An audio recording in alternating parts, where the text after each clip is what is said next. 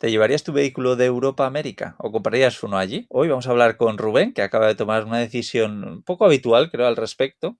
Y bueno, hasta ahora estaban viajando en una muy bien equipada Mercedes Sprinter y ya os adelanto que no se la llevan a América.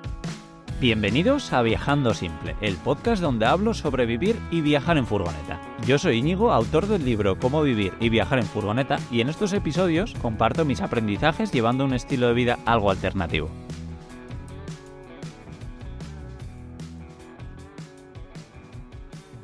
Ya hablamos con Rubén hace unos meses sobre Starlink junto a Isaac de Van Tribu y que fue un episodio súper interesante. En el artículo que acompaña este episodio os dejaremos un enlace para que lo podáis escuchar si os apetece.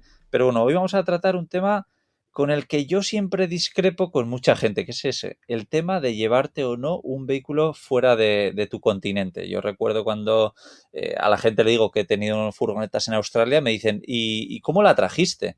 Y yo, no, la vendí allí. Entonces, de eso también vamos a hablar un poco hoy, pero este episodio, ya sabéis, está patrocinado por Zalba Caldú.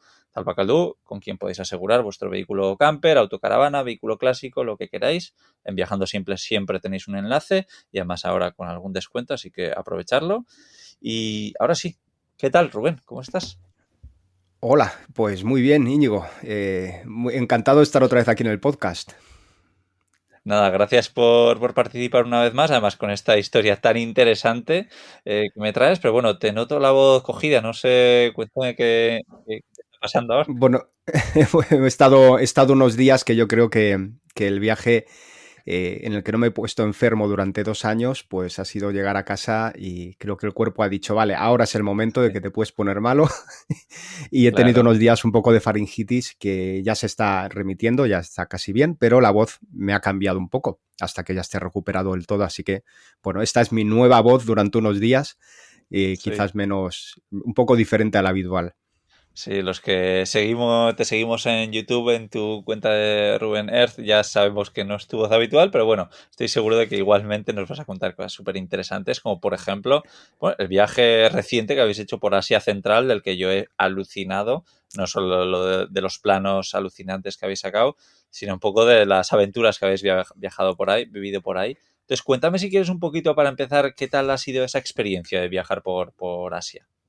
Bueno, pues ha sido una experiencia muy intensa, sobre todo porque afrontamos un viaje de una forma, digamos, quizás poco habitual porque hemos improvisado muchísimo, cosa que normalmente estos viajes se planifican por el tema de visados, tiempos, climatología y tal.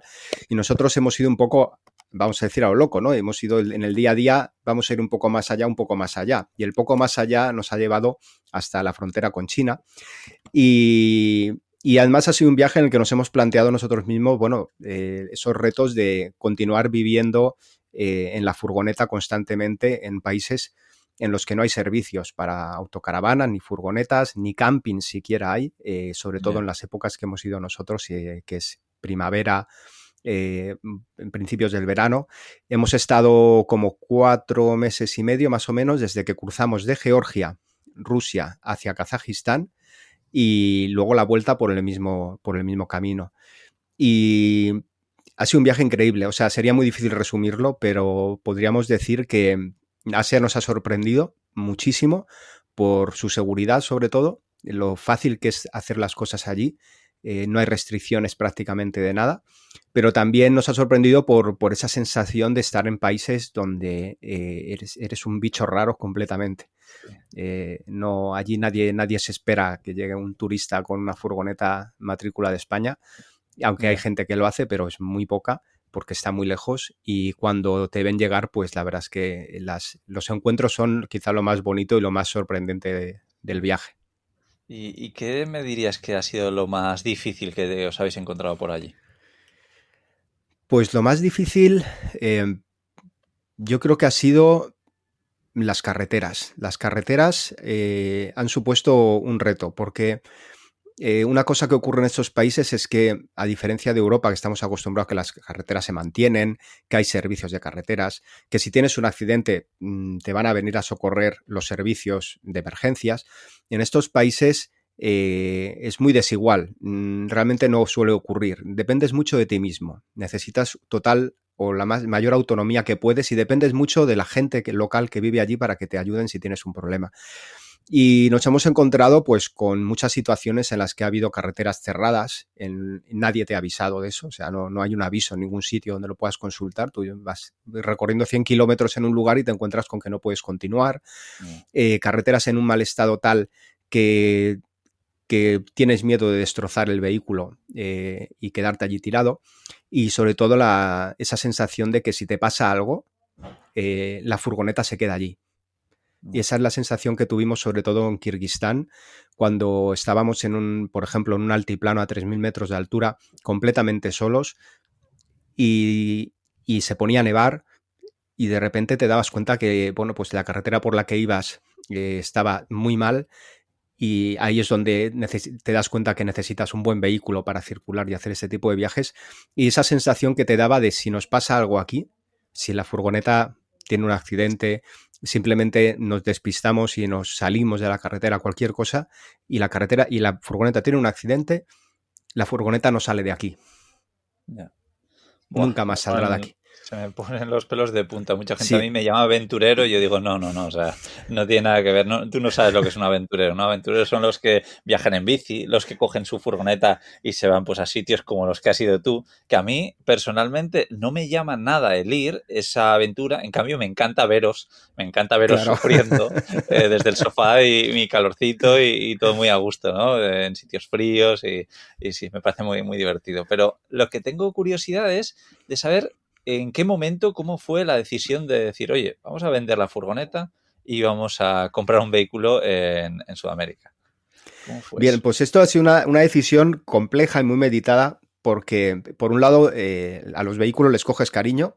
Nosotros esta furgoneta, que la llamamos la Wild Earth Van, es una furgoneta que montamos, fue nuestra primera furgoneta, nuestro primer vehículo, nunca hemos tenido otro, y nos hacía tanta ilusión tener ese vehículo cuando lo compramos, nos costó tanto trabajo a nivel económico, de tiempo y tal, que claro, pensar deshacernos de él era inviable completamente, ¿no? Está diseñado a nuestra medida, muy bien camperizado, con todos los lujos que puedas imaginar, sí. Y nos había llevado muy lejos, es uno de los mejores, en mi opinión, mejores vehículos overland a nivel de equilibrio, habitabilidad, capacidad todoterreno que hay, que son las Sprinter 4x4, sobre todo las L2H2. Entonces, tener ese vehículo que era mi sueño y de repente pensar en deshacerme de él me rompía el corazón, pero por otro lado yo pensaba, a ver, nuestra prioridad es el viaje, priorizamos el viaje antes que el vehículo, y eso es algo que lo cambia todo completamente, ¿no? Porque llevarnos un vehículo tan caro, ahí es cuando en esos altiplanos, en esos lugares tan lejanos, cuando estamos con nuestra furgoneta que vale mucho dinero, y nos damos cuenta que si la estrellamos, toda esa inversión se queda allí y no va a volver a casa nunca más y nos vamos a arruinar literalmente, y con todos los problemas que nos conllevaría además posteriores, pensé que no era la mejor idea tener un vehículo de esas características para nuestras necesidades y para nuestras posibilidades. Eso depende de cada persona, ¿no? Y por otro lado, la paz mental. Yo no tenía paz mental cuando estaba viajando por ahí, porque sentía que llevaba algo muy caro y muy costoso en lugares donde no tenía ninguna garantía de que ese vehículo pudiese salir de allí. Y eso es lo que nos hizo replantearnos la idea de llevarnos el vehículo a América, que era el plan inicial. Vamos a llevarnos la Sprinter hasta América. Y eso implicaba un traslado por mar y luego el recorrido que hagamos durante varios años por allí. Y que eso implica también muchas veces dejar la furgoneta una temporada en un lugar, volverte a España a trabajar o a hacer cualquier cosa, volver a buscarla. Y nos fuimos dando cuenta que era un buen vehículo para viajar por América, pero no íbamos a tener paz mental durante el viaje y encima íbamos a tener una inversión muy fuerte en algo que podíamos perder en cualquier momento. Y ahí fue cuando cambiamos el chip y dijimos, quizá necesitamos un vehículo más sencillo para hacer lo que ya hacemos, porque con lo que hemos aprendido durante estos 2 años viajando por el mundo permanentemente, o sea, sin parar de viajar en furgoneta, ya sabemos qué necesitamos y qué no necesitamos. Y sabíamos que podíamos tirar con un vehículo mucho más sencillo y más simple. Y ahí es donde todo cambió. De repente, la furgoneta no era el vehículo para nosotros ideal para viajar a América. Pero claro, si queríamos otro vehículo, teníamos que vender la furgoneta. Y ahí es cuando decidimos, bueno, pues nos la vamos a quitar porque al final todo aquello que no usas se convierte en una carga. Y no queríamos tener una furgoneta aparcada tan buena, tan ideal, en un parking o en un sitio esperando a volver del viaje. Y por otro lado, a nivel financiero no tenía ninguna lógica, así que decidimos que era hora de deshacernos de ella y así para mí personalmente ha sido muy duro. Ya me imagino. Es curioso porque me parece una decisión muy lógica, además por cómo lo explicas, muy poco habitual, pero me está haciendo ahora sobre la marcha reflexionar un poco, porque yo siempre he sido de tener vehículos muy, muy baratos y muy sencillos y sentirme como orgulloso de eso, de decir, oye, si le pasa algo, si tiene un siniestro, no pasa nada, o sea, son unos pocos miles de euros. En cambio, ahora que ya mi camión vale más dinero y que estoy pensando en un camión todavía mejor, pues, ostras, eso que dices de tener un vehículo, algo que al final todo tu dinero está un poco invertido ahí, es fuerte y creo que tiene sentido. Sí, me ha gustado mucho la reflexión. Gracias por compartirlo. Y Rubén, ¿cómo fue el tema de buscar un vehículo en América? ¿Y por qué el vehículo que habéis encontrado y qué teníais en la cabeza al principio? ¿Cómo fue cambiando todo eso? Bueno, al principio la idea era crear un vehículo aquí, en España, cuando volviésemos, más sencillo y ya con unas características concretas. Una de ellas era que queríamos que tuviese capacidad para meterlo en un contenedor estándar, o por lo Sí, menos en uno de media altura, bueno, de lo que es estándar o un poco más alto, ¿no? Pero que cupiese en un contenedor, que no tuviésemos que utilizar ni Roro ni Flat Rack, que son los dos sistemas para trasladar un vehículo en barco, aparte del contenedor. ¿Por qué? Porque es más económico, puedes compartir el contenedor, etcétera. Y eso nos permitía tener la posibilidad de a lo mejor mover el vehículo a otros continentes, no solo a América, o entre el propio continente americano de norte a sur. Es decir, que nos daba una cierta versatilidad a la hora de desplazar el vehículo en barco. Entonces la furgoneta no cabía. Y eso ya era una cosa que dijimos, mira, pues buena idea quitarnos la furgoneta porque ahora podemos diseñar un vehículo desde cero sí, que vaya más acorde a lo que necesitamos. Entonces, bueno, el plan inicial era comprar aquí una pickup, que era lo que pensamos, una pickup con célula con techo abatible para que fuese bajita y sí. hacerla aquí en España y llevarla a América. Ese era el plan inicial. ¿Qué ocurre? Que cuando empezamos a ver el coste de las pickups de segunda mano, las que nosotros buscábamos era sobre todo Toyota, aunque había otras marcas, pero al llevártela por el mundo te quieres llevar una marca, digamos que vayas a tener un servicio bueno en cualquier país que vayas o en casi todos, ¿no? Y para ahí te limitas mucho a Toyota y puedes ir a otras marcas, a lo mejor Mitsubishi, Isuzu también, pero bueno, no había Ford quizás, pero la Ford hay que ir con cuidado en América, que no es lo mismo que en España, en Sí. Europa. Entonces, bueno, había ahí, empezamos a investigar, pero claro, cuando buscábamos pickups de segunda mano en España, era una tortura. O sea, no existían pickups a un precio razonable. Estaban todas súper sobrevaloradas y hechas polvo. O sea, hemos encontrado pickups vamos a decir, te digo un precio, un 15.000 euros una pickup del año 2000, una Toyota Hilux sin aire acondicionado, llena de telarañas, completamente oxidada, reventada, 15.000 euros en un desguace en Palencia. Y ese día que vi aquella pickup y vi el precio y me dijo el chico, no, es que es por lo que se venden, yo dije, no voy a invertir mi dinero en este vehículo, porque este vehículo en realidad está sobrevalorado y no Sí. puedo meter el dinero ahí. Y claro, si contábamos a eso, que luego había que poner una célula encima, que iba a ser nueva, no tenía ningún sentido un vehículo viejo, tan viejo con una célula tan nueva encima. Y ahí es cuando empezamos a darle 1000 vueltas y llegamos a la conclusión que iba a ser muy costoso, muy difícil y un proceso muy largo el llegar a tener el vehículo ideal que queríamos. Que no lo no lo descartamos, pero no lo descartamos para hacerlo con más tranquilidad aquí en España, con el tiempo. Pero queríamos viajar, porque nuestro objetivo, y no queríamos perder ese foco, nuestro objetivo es seguir viajando, seguir buscando paisajes naturales del mundo, que es nuestro objetivo del viaje, ¿no? Visitar los parajes naturales más espectaculares del planeta. Y no podíamos hacer que el vehículo fuese un freno a nuestro objetivo, que era el viaje. Entonces pensamos que a lo mejor la idea de hacernos un vehículo en España se iba a alargar y el coste al final no iba a ser muy diferente al de la furgoneta. Así que dándole vueltas y vueltas llegamos a la conclusión que a lo mejor otra opción era comprar el vehículo en América, pero nos daba mucho miedo. Ya. ¿Por qué? Porque imagínate si comprarte un vehículo en España, que lo ves, que lo tocas, que puedes hablar con el dueño y tal, ya a veces da pánico que te engañen o que traiga alguna cosa rara detrás. Sí, Imagínate hacerlo a distancia a una persona en un país americano. O total. sea, yo pensaba, digo, bueno, imagínate tú que contactas con no sé quién que has visto un anuncio en internet que te vende una pickup con célula, imagínate, por decirte algo, y, y que te tienes que ir a América a verla. Y si no está bien, y si tiene un problema gravísimo. Claro, a mí esa idea de hacerlo en América, a priori, me parecía la última idea porque era la más arriesgada de todas. Sí. Pero un día recibo un mensaje de mi hermano y me dice, mírate esto.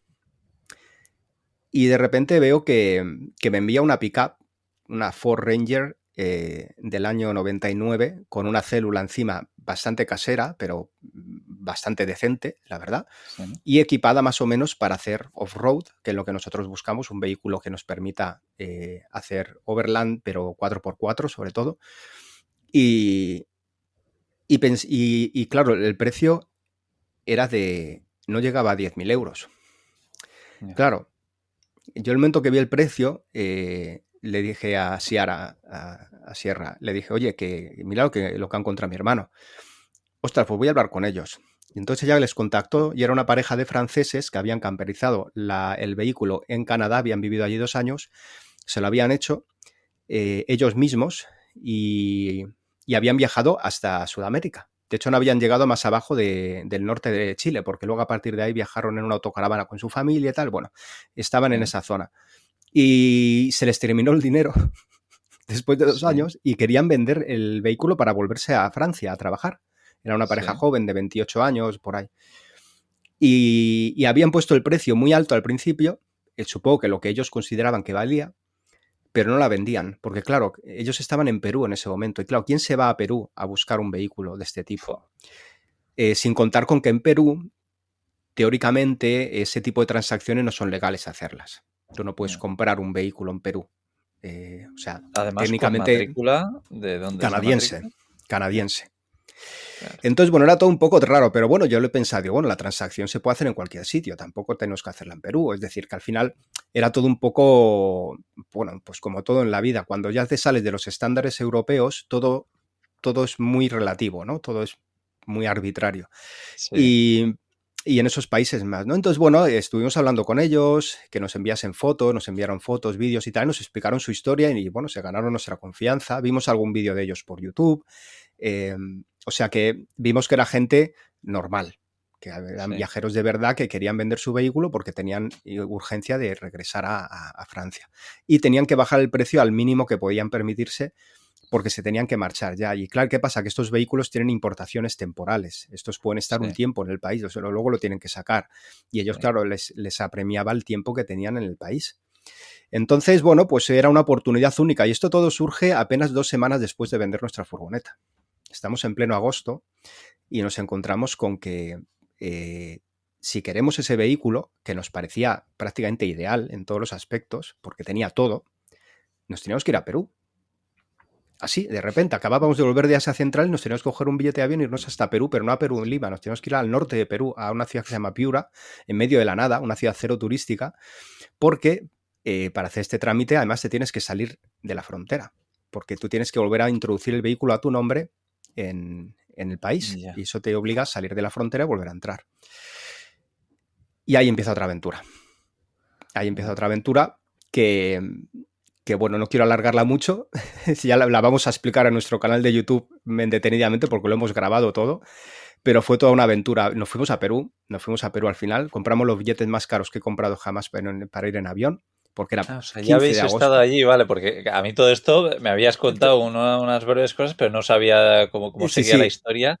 Yo daba por hecho que ahora era el momento en el que os ibais a Perú a por el cacharro y todo, o sea, que ya habéis estado ahí. Ya hemos estado en Perú y hemos vuelto de Perú y hemos hecho toda esa transacción. Y de hecho el vehículo ya está, no a nuestro nombre, porque supongo que esto ahora te preguntarás cómo va el tema de ponerlo a tu nombre un vehículo allí, ¿no? No está a nuestro nombre todavía, lo que tenemos es un poder notarial. Vale. Porque es como se compran los coches en estos países. Cuando son extranjeros. No, tú no puedes ponerlo a tu nombre en un país extranjero, tienes que ponerlo a tu nombre en el país de origen del coche.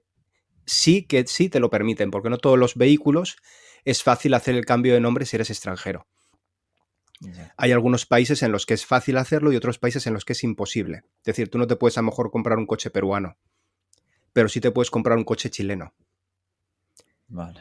Y eso es una cosa que la gente tiene que tener en cuenta cuando haces este tipo de transacciones. La única ventaja que le veo a día de hoy a este tipo de historias es que si encuentras un buen vehículo, lo vas a encontrar a muy buen precio normalmente. Muy buen precio. Ya. Y ya está en América. Sí. Entonces, el ahorro que te supone, nosotros solo el precio de ese coche era lo que nos costaba llevar la furgoneta y a nosotros hasta América. Ya. Claro. Entonces, claro, no tenía ningún sentido hacerlo de otra manera. Es decir, el riesgo de irnos a Perú y volver era una cuestión de tiempo para nosotros, pero a nivel económico nos seguíamos ahorrando muchísimo dinero. Ya. Y Rubén, te quería preguntar, bueno, millones de cosas, pero vamos a empezar por una cosa. Creo que te doy la razón en todo. A mí lo de llevar un vehículo también me parece que es algo muy caro, como has dicho, que es prácticamente un vehículo nuevo. Y luego, hablando de marcas y de problemas que puedas tener, totalmente de acuerdo, porque conozco a mucha gente que con vehículos europeos ha tenido problemas en cualquier sitio de América. Y la forma de resolverlo ha sido muy, muy complicada, pero muy complicada. O incluso al revés, argentinos que se traen un vehículo a Europa tienen problemas y muchos problemas. Así que yo, personalmente, el día que vaya a América, que creo que llegará, no sé cuándo, no sé si mientras me hacen el nuevo camión o lo que sea, pero compraré un vehículo allí y luego lo venderé allí, que también me parece más fácil, ¿no? Entonces, todo lo que me has contado, totalmente de acuerdo. Pero hay una cosa que no es que no me cuadre, sino es que me parece raro, que hay mucha gente como tú, pero pues por cómo soy yo, dice, ostras, de un vehículo muy cómodo como era vuestra Sprinter, bueno, muy cómodo pues para las dimensiones que tiene, Súper me cómodo. estás diciendo que vais a pasar a un vehículo bastante más incómodo, ¿no? ¿Cómo es esto? Porque además vosotros no os vais de viaje ahí unos meses o...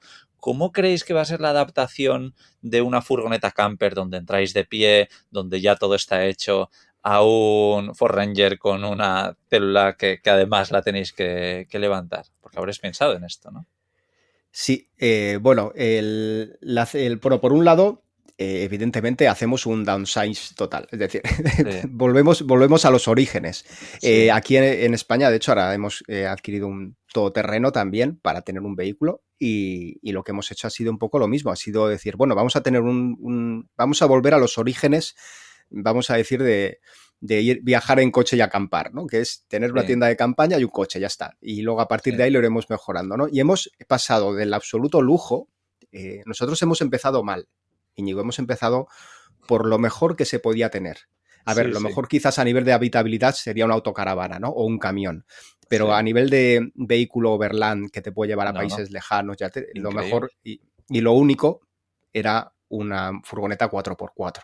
Y en este Sí, caso, una Sprinter, pues es el tope de gama. No era una Sprinter nueva, era una Sprinter del año 2010, que para nosotros era mejor porque no tenía mejor. AdBlue, mejor Sí, sí. mecánica más simple y en esos países era fácil de reparar. Pero hemos pasado de un apartamento de absoluto lujo, o sea, con todas las comodidades de una casa, agua caliente, vitrocerámica, o sea, inducción, cocina de diésel, calefacción, luz infinita, o sea, teníamos todo litio, bueno, súper bien. Y dijimos, no, ahora nos vamos a ir a otra cosa. ¿Y por qué lo hacemos? Bueno, lo hacemos porque esto no lo tomamos como un juego también, es decir, como una experiencia vital. Para nosotros no le damos importancia no tanto al vehículo, sino a la experiencia que puedas vivir y la herramienta que es el vehículo en sí, ¿no? ¿Para qué te sirve? Y hemos pensado que todavía somos jóvenes como para necesitar demasiadas comodidades. Sí, ¿Qué hemos primado? Hemos primado la aventura. Hemos primado el hecho de vamos a tener un vehículo que nos lleve muy lejos y si es incómodo, lo vamos a pasar mal, sí, evidentemente, sufriremos momentos duros, pero eso va a hacer también que el viaje sea más intenso y más interesante también. Porque, claro, nosotros viajamos, por un lado, porque nos gusta viajar, por otro lado, porque queremos visitar parajes naturales, entonces necesitamos vehículos que nos lleven allí y que nos lleven sin la sensación de estar llevando algo de lujo que si se rompe la hemos liado. Entonces queríamos llevar un vehículo que sea capaz, pero que no nos importe destrozar, ya, que no lo vamos a hacer, pero que si ocurre no nos suponga un desfalco monetario ni de tiempo y nada, que podamos decir, bueno, se ha roto, pues se ha roto, no pasa nada, ¿no? ya está. Y en ese sentido hay que perder comodidades, no se Sí. puede tener todo. No, De hecho, me parece totalmente estupendo y ahí está pues lo que comentaba al principio de aventureros frente a lo que soy yo, ¿no? Y para mm, alguien que quiere vivir aventuras, lo que tú estás diciendo me parece todo el sentido, pero pues yo igual que ya cada vez me apetece más estar tranquilo y estar a gusto y menos aventuras y vivir en sitios diferentes con muchas comodidades, mm. pues sí, para mí tiene sentido el ir cada vez a mejor, pero bueno, si buscas aventura, efectivamente, lo que me cuentas Ti- ti- tiene sentido. Tienes que ir pero sí que es cierto, a ver, aquí tiene un truco también. Nosotros ya no vamos a viajar permanentemente como hemos hecho estos 2 años. Lo que vamos a hacer es hacer etapas, porque nos Sí, hemos dado cuenta que mucha parte de, ahora nosotros tenemos un canal de YouTube que funciona muy bien. Hasta ahora no, la verdad es que estamos muy contentos con él y ya han llegado patrocinadores, ya han llegado, digamos, se está creando un negocio detrás de todo esto que nos está permitiendo continuar viajando. Y entonces, claro, al final, cuando tu viaje es también una forma de vida, necesitas también tiempo para, digamos, gestionar esa forma de vida, ¿no? Lo llamo sí, negocio, pero bueno, simplemente es una forma de vida, ¿no? Entonces, para gestionar eso no puedes estar siempre viajando. A veces tienes que parar, pues, para hacer reuniones, para hacer presentaciones, para a lo mejor escribir, para editar vídeos, para hacer un montón de cosas que viajando es muy complicado. Y sí. eso lo hemos probado en nuestras carnes porque todos los vídeos que hemos editado los hemos editado mientras viajábamos y ha sido una tortura. Encontrar Ya, internet, tener la electricidad suficiente para los portátiles en pleno invierno nevando todos los días.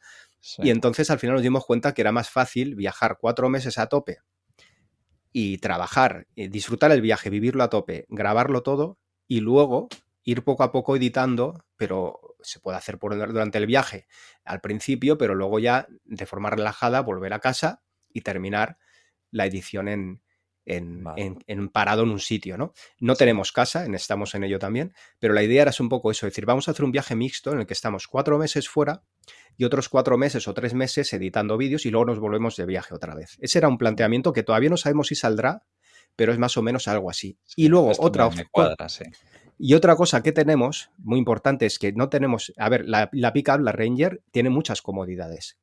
La Ranger que hemos comprado, ya la veréis en el van tour que haremos, sí, pero, por dentro, tal como está, que la vamos a reformar en Chile, lo más seguro, vamos a buscar una empresa camper que nos haga algunas cositas allí dentro, porque por ejemplo no tiene calefacción, cosa que nos ha sorprendido, pero tiene un sistema de litio completo, con inversor, con todo, o sea, tenemos 220 voltios, tenemos un sistema de agua que se calienta por el motor, es hidrónico, y joder, utiliza el propio refrigerante del motor caliente para calentar el agua. Y eso está instalado en la pickup también. Y luego se levanta el techo. O sea que te puedes poner de pie dentro con el techo sí, levantado y tiene una cama y una cocina de los años 60 del ejército canadiense que va a gasolina. Es una cosa muy loca. Pero hemos vivido en ella ya una semana cuando fuimos a Perú a buscarla, que sí, la odisea de hacer el cambio de papeleo fue impresionante. Ya os digo que quizás ese es de los puntos que te pueden echar para atrás, depende del país que estés y tal, pero al final se puede hacer, es posible hacerlo. Nosotros nos llevó una semana solamente y, nos dimos cuenta, digo, con esto podemos vivir aquí sin ningún problema.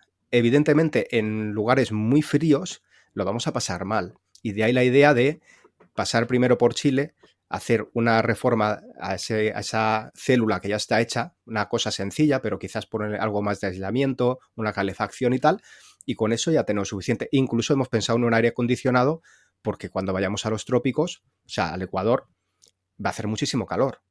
sí, Y entonces quizás un aire acondicionado, que aunque sea simplemente enchufable en un camping, nos puede salvar de más de sí, una situación. Pero eso ya lo iremos viendo porque hay una cosa que tenemos buena ahora y es que no vamos a viajar con perro, que es otro de los motivos importantes dentro de esta decisión, sí, porque no queremos hacerle, no necesita ir a América al pobre y está muy feliz con su abuela, vamos a decir, la madre de Ciara.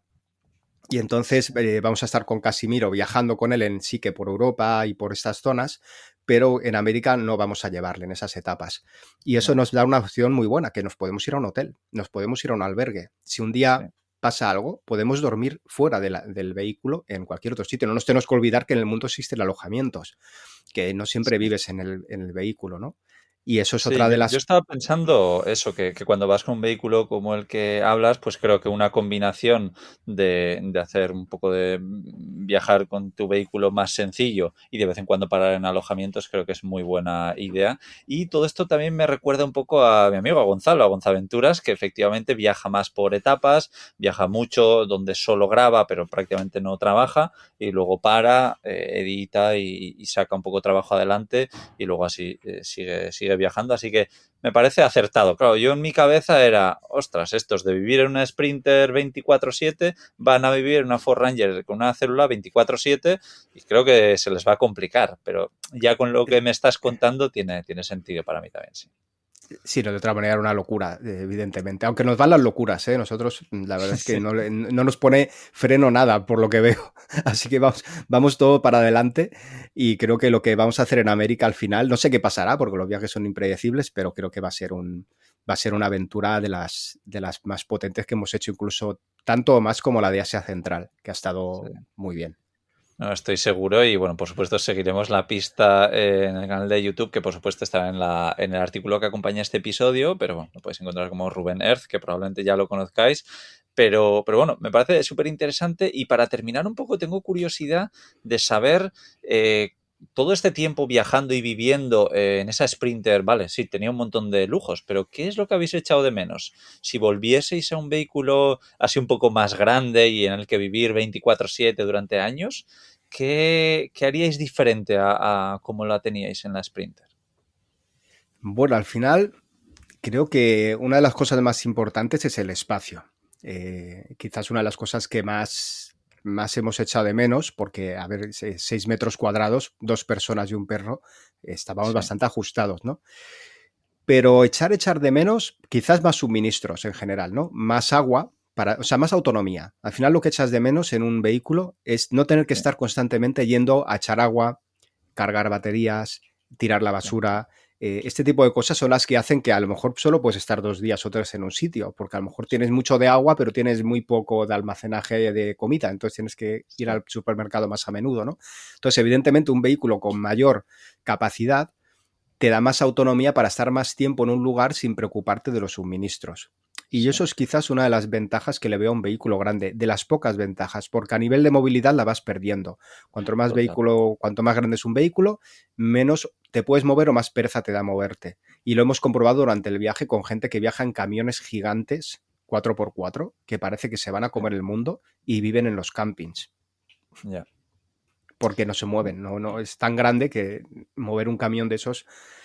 Pero a mí me encantan, por otro lado, porque entras dentro y es una casa en la que podrías Sí, vivir total. un mes sin tener que preocuparte de nada. Entonces, bueno, todo tiene sus ventajas, desventajas, pero Sí. echar de menos eso, más autonomía en todo. Sí, pero me gusta porque al final yo con mi futuro vehículo lo que busco es eso, una autonomía total, ¿no? Donde pues igual llevar 1000 litros de agua, bueno, pues tener sitio para guardar basura, por ejemplo, tener una motillo para poder ir a hacer la compra, una nevera pues más Exactamente. grande, y sí, ciertos lujos. Joder, tengo mucha curiosidad de ver un poco cómo son vuestros siguientes pasos, así que por supuesto, como siempre, os seguiré en YouTube, en Instagram y en todos los lados para ver esa Ford Ranger que os habéis echado e invitar a todo el mundo que se suscriba a vuestro canal y ver también cómo la mejoráis con calefacción, con aire acondicionado o lo que sea, porque allí me consta que encontrar un taller de camperización no es fácil. En España ya Nada sabéis que fácil. contáis, claro, en España tenéis la suerte de que tenéis la plataforma de Camperizando donde os ayudamos a encontrar un taller de camperización, que no tiene ningún tipo de coste, también dejaremos el enlace en la descripción, pero bueno, allí lo tendrás un poco más complicado, así que os seguiremos la pista. Nada más, oye Rubén, millones de gracias y lo dicho, que os seguiremos a tope por ahí. Pues nada, muchas gracias a ti, Íñigo, y nada, que nos vemos por las redes. Eso es. Mando un fuerte abrazo. Chao. Un abrazo, chao.